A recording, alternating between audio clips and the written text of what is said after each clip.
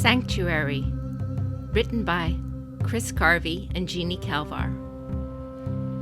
Read by Jeanne Kalvar. The imperial ship, Memories of Jade, burst from the all-consuming mists. Several dozen li from the shores of the hidden island the mist concealed, their sanctuary. One by one, the other ships of the fleet emerged. This was it, the land Lady Doji promised, where they would be safe. Each of the great clans had prepared for this journey, ready to settle this new land. The clans were on their own to decide where they would make landfall for their new territory. No one knew what resources or dangers lie on this mysterious island. A poor choice could spell disaster for a clan. Overtures and threats, promises and blackmail, as complex an intrigue as ever had occurred in the imperial palace, had brokered between the clans, carried in envoys traveling from one ship to another as they moved through the mists to the destination the water dragon had promised. Such promises meant little now.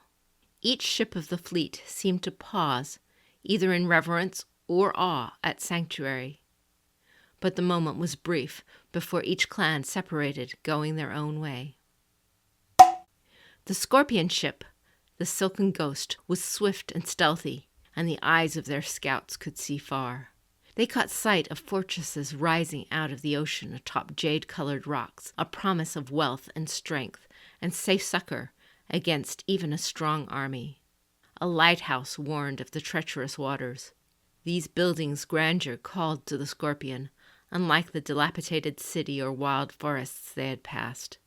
This is where they would stay and make their home in Sanctuary. Grand fortresses for a grand clan. The commands went out swiftly. As the Silken Ghost reached the waters, near enough for her first scouts to race ashore, Shoshi Yuka watched. "These will have to do," she said, though the smallest smile graced her lips. There was no doubt that the lion would make ready to claim the finest land available. Their fierce army would defend any claim others might choose to make to strip it from them. But the lush bounty of the fertile fields surprised them all. "I cannot believe my eyes." A reverent hush colored Akodo Yoshitune's first words as he climbed out of the landing craft to see li after li of developed rice paddy. A gift of the kami, truly. Fields ready for planting stretched on as far as the eye could see. The fields were fertile. Little tilling would be needed to be done, and the bounty would be plenty. Truly, this was a blessing for the lion. This land they would ferociously defend. Theirs. Land at last! Muramoto Hitori had no love of the sea. The churning motion of the waves set his belly to roiling, and he was grateful indeed to lay eyes on the sheer walls rising from the beach. The great cliffs the sea dragon had brought them to reminded him of the mountain home they left behind. It was no snow-capped peak, though there might be mountains further away from the sea. But for Hitori, it was dry land. It was off the water ox, and it was enough. An empty city, just waiting, cold and dead and lifeless. If any area of this new land held spiritual traps that lay hidden in waiting, it was this place. But, despite the danger, what a boon! Asako Reina walked the streets of the silent city in wonder. A city, fully furnished, just waiting for them. It was too good to be true. The Phoenix had not relished the thought of building a place to live, primitive and new, and this boon solved that problem. And the other clans made no claim to it. For whom better than the Phoenix to deal with its mysteries? The first mystery was obvious to Rina. Lady Doji didn't build this city. But who did? Unicorn scouts were the most fleet in the empire, their horses outracing the very wind. But Takame feared they would never match such speed on the waves, not in a wallowing beast of a boat. Horses were meant to run, not be carried. The imperial ship was ahead of them when a sandbar ground under the hull. The east wind would sail no more. Shinjo Takame sighed as she climbed down to the boat that would convey her to this new land. "We are so far from home." She hoped that there were meadows nearby for the horses. For now, though, all she could see was a thin stretch of beach, a small cove, and rising black and red striped cliffs, riddled with caves. Each cave was a black tunnel disappearing into darkness.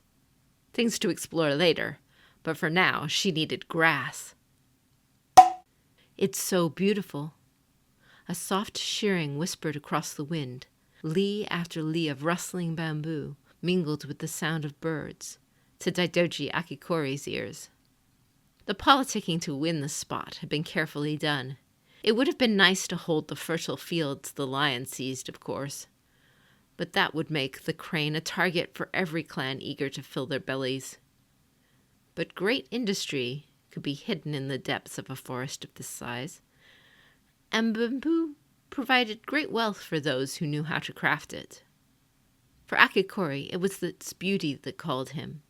That, and the lure, the whisper of adventure, possibility, and hidden secrets. For that, maybe it was worth leaving the Empire behind. "We must bear it, for the Empire," Hida Hanukkah grumbled, as she glowered at the shore of ashen flames. The Imperials had chosen a sheltered cove and inland lake, beautiful as a picture, but they did not seem to care that the land nearby was far too near the lightly steaming volcano that dominated the northern part of the island's sky. The crab felt duty-bound to stay close to the Empress, but the unicorn had claimed, if only accidentally, the more favorable southern shoreline. That left the shore to the north of the Imperials the only true option. Strange smells and rocks stained with sulfur or built into terraces of gypsum, trees twisted with the heat and paths of glassy basalt serving as rivers twisted parts of the landscape. But there were hot springs here, and the Kaiu would never find a greater forge. And, Hanukkah had to admit, a blasted landscape did remind her of home. Hardships would lay before them all, challenges that had not been seen in centuries. But as Hante Botan watched the shoreline of emerald and ruby, jade and jet approach with a crown of colorful birds, she realized she did not feel even a little afraid.